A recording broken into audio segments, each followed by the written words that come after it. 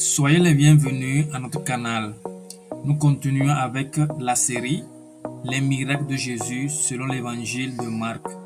Leçon numéro 9 avec notre frère Kolani Martin. Que Dieu vous bénisse. Bien-aimés dans le Seigneur, recevez nos salutations dans le nom de Jésus, notre Seigneur et Sauveur. Prions avant de voir l'enseignement. Père, nous te remercions pour la grâce, la puissance qui est dans le nom de Jésus. Seigneur, nous nous approchons de toi encore avec la foi pour recevoir de toi. Enseigne-nous ta parole. Merci pour l'exaucement. Au nom glorieux de Jésus, nous prions. Amen. Aujourd'hui, nous poursuivons notre étude des miracles de Jésus selon l'évangile de Marc. Et c'est la 9e étude aujourd'hui. Notre passage, c'est Marc, chapitre 5, du verset 25 au verset 34.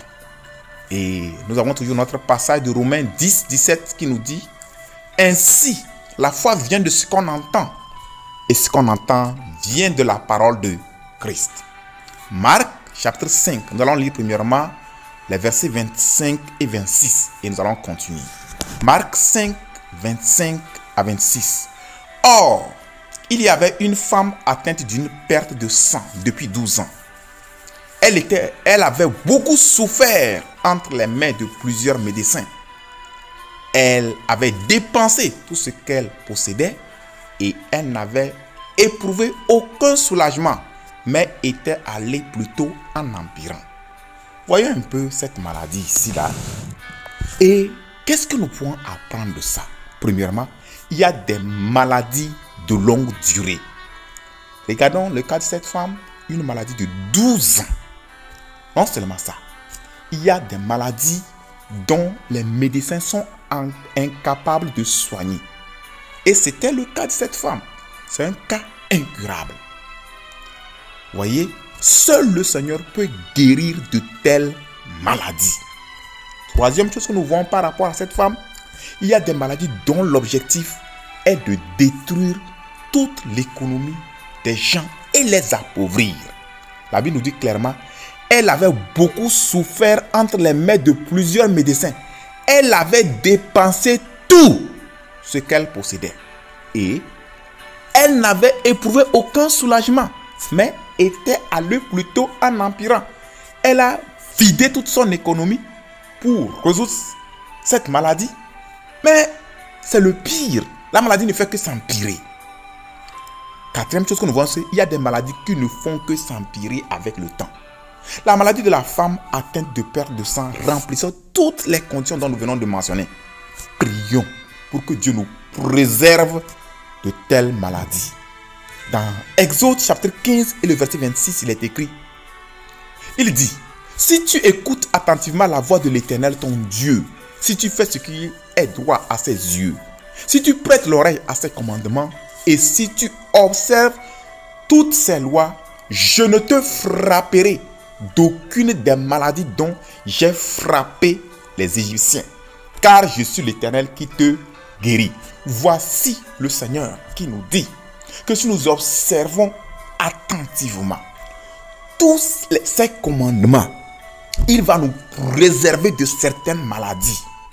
Et il dit qu'il est l'Éternel qui nous guérit. Nous faisons notre part, réclamons cette promesse de Dieu et Dieu est fidèle à sa parole. Continuons à voir le cas de cette femme. Versets 27 et 28.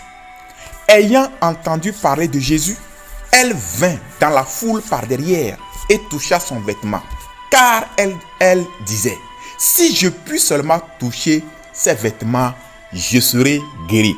Nous voyons ce qui était dans sa pensée. Elle voulait seulement toucher les vêtements de Jésus et elle se disait avec cette foi que si elle arrive, si l'occasion se présente et qu'elle pouvait toucher les vêtements de Jésus, elle serait guérie. Ça, c'était sa foi. Qu'est-ce que nous considérons nous voyons par rapport à ces deux versets? Premièrement, nous voyons ici que la femme a entendu parler de Jésus. La foi vient de ce qu'on entend. Nous devons donc parler de Jésus aux gens afin qu'il les sauve et les délivre de leurs problèmes.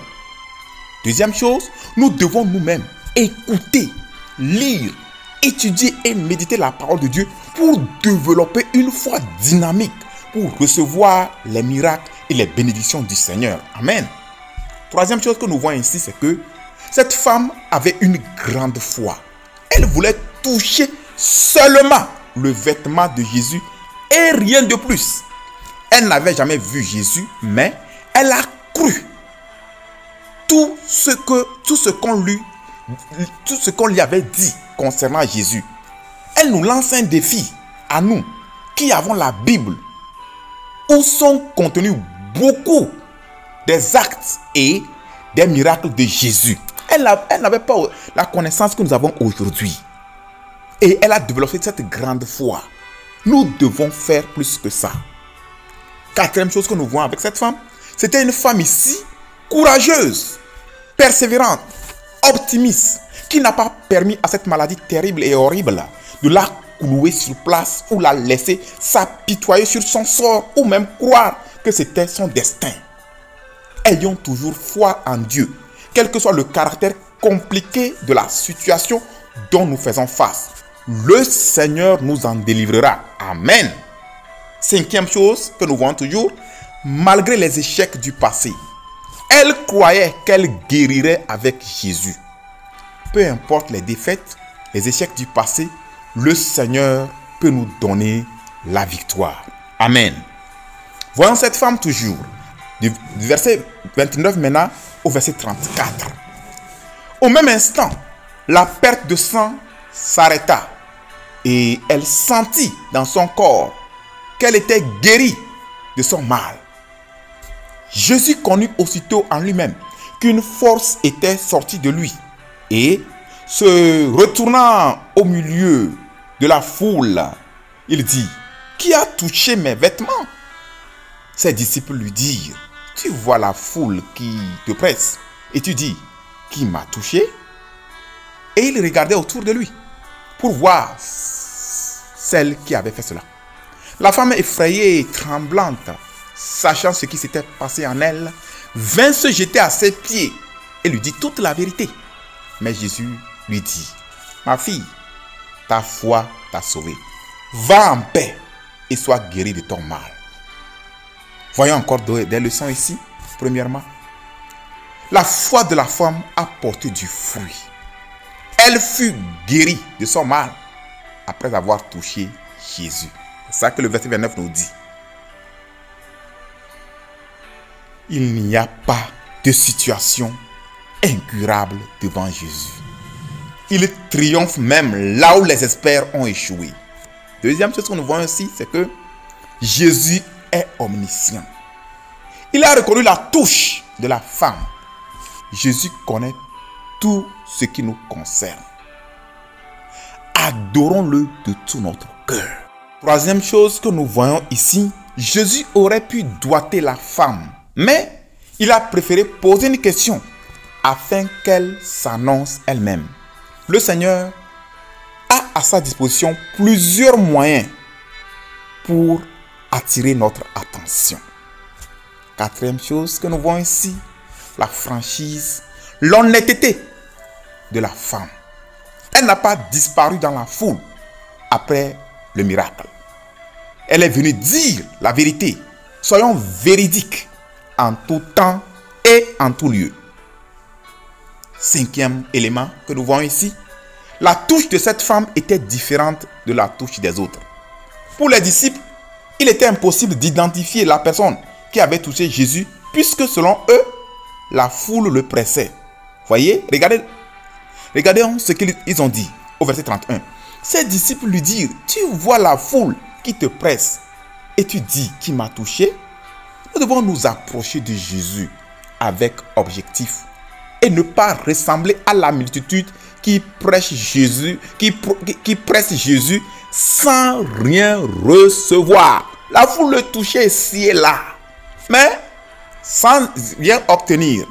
Mais cette femme-là, elle est venue avec un objectif. Sa touche était ciblée. Sa touche était une touche de foi.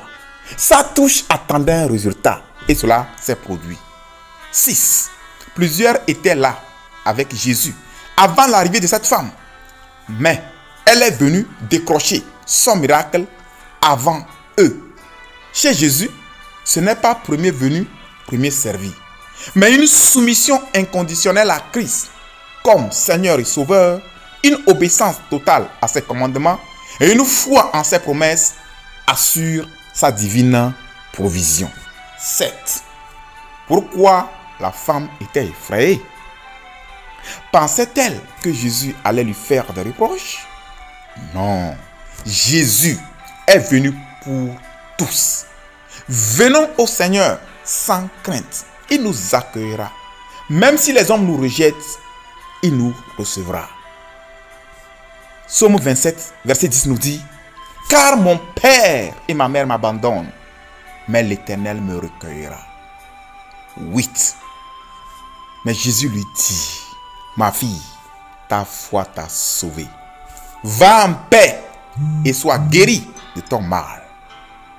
L'encouragement, la paix et la guérison de Christ sont pour tous ceux qui viennent à lui de tout leur cœur. Auditeurs, auditrices, quel est votre problème? Nous allons prier maintenant. Confiez-vous entre les mains de Dieu. Est-ce que votre cas est aussi compliqué, est aussi désespéré que cette femme qui a traîné ce problème, cette maladie de perte de sang depuis 12 ans? Est-ce que votre situation a atteint son cas? Si Jésus l'a guéri, il peut vous guérir. Confiez votre problème, votre situation entre les mains de Dieu et dites à Jésus d'avoir pitié de vous, d'intervenir. Priez maintenant, actuellement là où vous êtes. Commencez par prier. C'est un problème familial, c'est un problème de service, c'est un problème de santé, c'est un problème spirituel. Quel est le problème? Le Seigneur veut t'aider, il veut te secourir. Confie-toi en lui et par lui. Prions. Père Céleste, nous te remercions parce que tu es puissant et tu secours ton peuple qui crie à toi.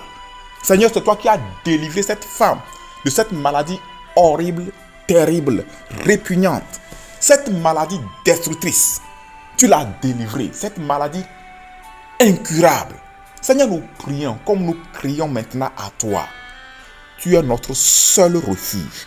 Je demande maintenant que tu interviennes et que tu écoutes le cri de ton peuple. Là où les gens t'appellent pour des maladies, interviens.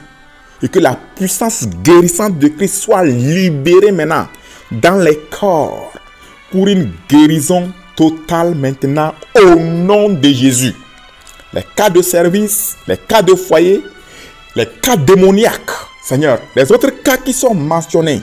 Oh Seigneur, Dieu des cieux, étends ta droite triomphante et apporte la solution à tous ces cas maintenant au nom de Jésus. Père, agis afin qu'à tous égards ton nom soit glorifié. Nous te disons infiniment merci parce que tu nous as exaucés. Au nom glorieux de Jésus, nous prions. Amen. Que le Seigneur vous bénisse et à la prochaine. Veuillez souscrire, liker et partager cet enseignement avec les autres. Et que le Seigneur vous bénisse pour votre obéissance.